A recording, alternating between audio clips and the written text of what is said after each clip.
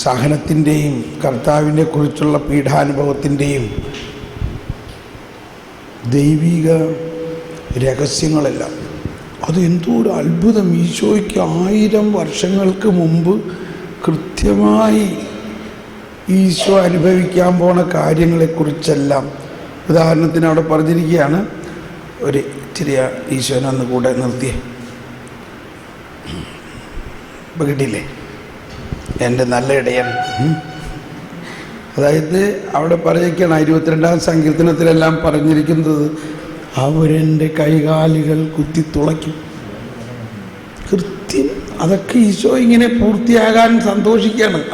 ഇപ്പോൾ വരും അവർ ആണിയും കൊട്ടോടിയൊക്കെ ആയിട്ട്. എന്തിനാ? സങ്കീർത്തനം അത് പൂർത്തിയാക്കാൻ വേണ്ടി.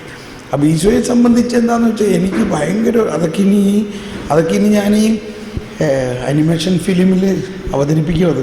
അതായത് ഈ മാതാവ് കുട്ടികളെല്ലാം വിളിച്ചിരുത്തി അവർ സങ്കീർത്തനങ്ങൾ പാടുമ്പോൾ അവർ പഠിപ്പിക്കുകയാണ് സങ്കീർത്തനങ്ങളിലൂടെ, അല്ലേ?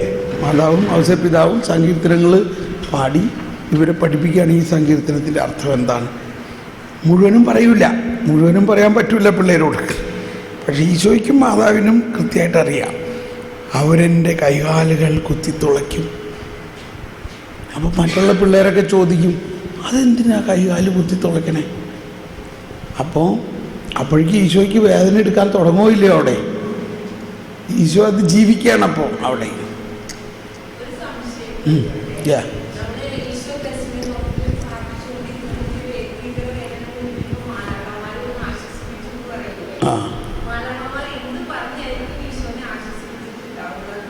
ഇപ്പം ഞാൻ കാണിച്ചു തരാം.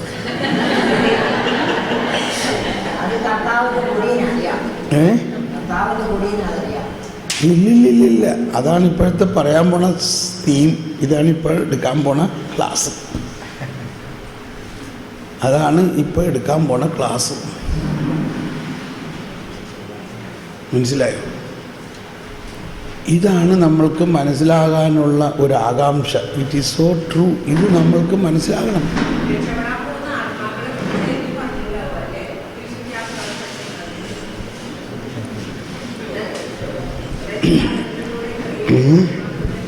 ഓക്കെ, എന്നാൽ നമുക്ക് ആ സബ്ജക്റ്റിലേക്കും കടക്കാം. നമുക്ക് സമയധികമില്ല.